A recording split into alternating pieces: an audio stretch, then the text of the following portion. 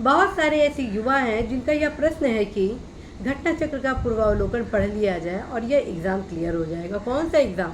समीक्षाधिकारी, सहायक समीक्षाधिकारी, प्रारंभिक परीक्षा और मुख्य परीक्षा। तो साथियों, आप सभी को बताना है कि इस भूल में बिल्कुल ना रहे कि आप घटना चक्र का पूर्वावलोकन पढ़कर इस एग्ज़ाम में सफलता प्राप्त कर लेंगे।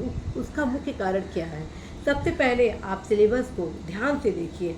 घटना चक्र के पूर्वावलोकन से आपको क्या जानकारी मिलती है? घटना चक्र के पूर्वावलोकन से आपको परीक्षा से संबंधित पैटर्न की जानकारी हो जाती है। एक ही क्वेश्चन को किस प्रकार से कई मोड में पूछा गया है, इसकी जानकारी हो जाएगी। और निश्चित रूप से आपको इस एग्ज़ाम में जो क्वेश्चन पूछे जा रहे हैं उसके पैटर्न से आप अवगत हो जाएंगे और अच्छा खासा आपको फैक्ट मिल जाएगा, कुछ कॉन्सेप्ट भी आपको मिल जाएंगे। लेकिन जब तक आप ऑथेंटिक पुस्तक नहीं पढ़ते हैं तब तक आपको सफलता सुनिश्चित मिल नहीं सकती है।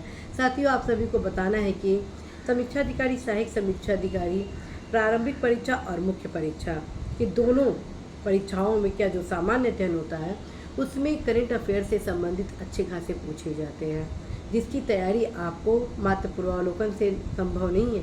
पूर्वावलोकन से प्रीवियस ईयर के क्वेश्चन पूछे जाते हैं और करंट हमेशा नए क्वेश्चन होते हैं।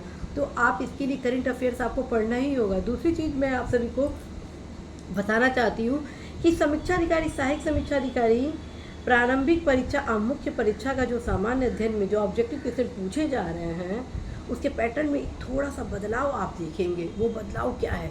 बदलाव है कि जो राज्य व्यवस्था, ज्योग्राफी, इवन हिस्ट्री के कई ऐसे साहित्यिक, सांस्कृतिक जो क्वेश्चन पूछे जा रहे हैं पहलुओं से, फैक्ट से, वो करंट बेस हो रहे हैं।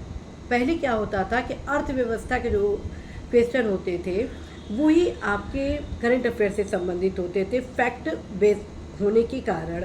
साथ में आप देखेंगे कृषि से जो क्वेश्चन हुआ करते थे वो करंट अफेयर से संबंधित होते थे, क्योंकि उनमें अद्यतन स्थिति, अद्यतन फैक्ट की जानकारी होना बहुत ज़रूरी है।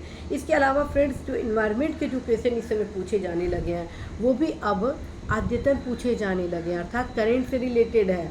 तो फ्रेंड्स, कैसे आप मात्र घटना चक्र के पूर्वावलोकन का अध्ययन करके इस परीक्षा में सफलता प्राप्त कर सकते हैं? यदि आप इस परीक्षा में सुनिश्चित सफलता प्राप्त करना चाहते हैं तो घटना चक्र का पूर्वावलोकन अवश्य पढ़ें, लेकिन साथ में आप सभी को हर एक सब्जेक्ट पर विशेष फोकस करना होगा। सामान्य हिंदी की क्या हो रणनीति आपकी सफलता के लिए, किस प्रकार से सामान्य हिंदी के प्रारंभिक परीक्षा के 6 टॉपिक को आपको तैयार करना है, किस प्रकार से यदि समीक्षाधिकारी, सहायक समीक्षाधिकारी का मुख्य परीक्षा की तैयारी कर रहे हैं तो निबंध में सफलता की क्या हो रणनीति, कैसे आप फ्रेशर होने के बावजूद आप निबंध में अधिकतम अंक प्राप्त कर सकते हैं। इन सभी चीज़ों को आपको ध्यान रखना होगा। निबंध के में कौन कौन से महत्वपूर्ण पार्ट है जिसमें आपको फैक्ट भी लिखना है, विश्लेषण भी लिखना है और इस प्रकार से सूत्रबद्ध करना है कि प्रथम पैराग्राफ द्वितीय पैराग्राफ से द्वितीय पैराग्राफ, तृतीय पैराग्राफ से तृतीय पैराग्राफ, चौथा आपके फोर्थ पैराग्राफ से, इसी प्रकार से मतलब टोटली क्रोनोलॉजी आपके एक दूसरे से जुड़ा हो। और फ्रेंड्स, मुझे पूरा पता है कि आप परिश्रम करने से नहीं डरते, क्योंकि आप सूरज हैं। जी हाँ, आप सूरज हैं। आप भी जब तैयारी करते हैं तो ये नहीं सोचते हैं कि तपन हो रहा है, परिश्रम करना पड़ रहा है, कष्ट हो रहा है, क्योंकि आपको चमकना है सूरज की भांति। तो यदि आपको सूरज की भांति चमकना है तो परिश्रम आपको करना ही करना है फ्रेंड्स। तो आप अवश्य ही फ्रेंड्स मात्र घटना चक्र के पूर्वावलोकन का ही अध्ययन न करें, बल्कि घटना चक्र के पूर्वावलोकन के साथ ही आप लुसेंट का सामान्य ज्ञान जरूर पढ़ें और करंट अफेयर्स के लिए प्रतियोगिता दर्पण का जो मासिक समसामयिक आता है उसको आप पढ़ें। एज वेल एज फ्रेंड्स, हर सब्जेक्ट के लिए आप ऑथेंटिक पुस्तक जरूर पढ़ेंगे।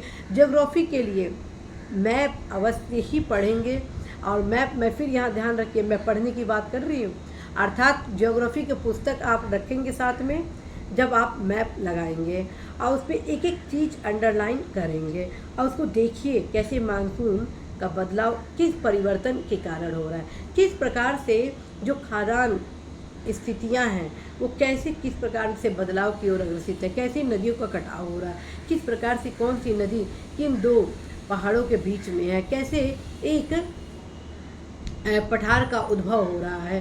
साथ में जब आप किताब पढ़ते हैं, जैसे मान लीजिए पठार क्या है, तो जब आप पढ़ रहे हैं तो देखिए कहाँ कहाँ भारत में वो स्थित है, विश्व में क्या परिस्थिति है। तो जब साथ में मैप रखे रहेंगे तो अच्छे से तैयारी हो जाएगी। और उसके बाद जब आप घटना चक्र का पूर्वावलोकन लगाते हैं, प्रीवियस ईयर का क्वेश्चन लगाते हैं, तो बहुत कुछ आसान आपको लगने लगता है।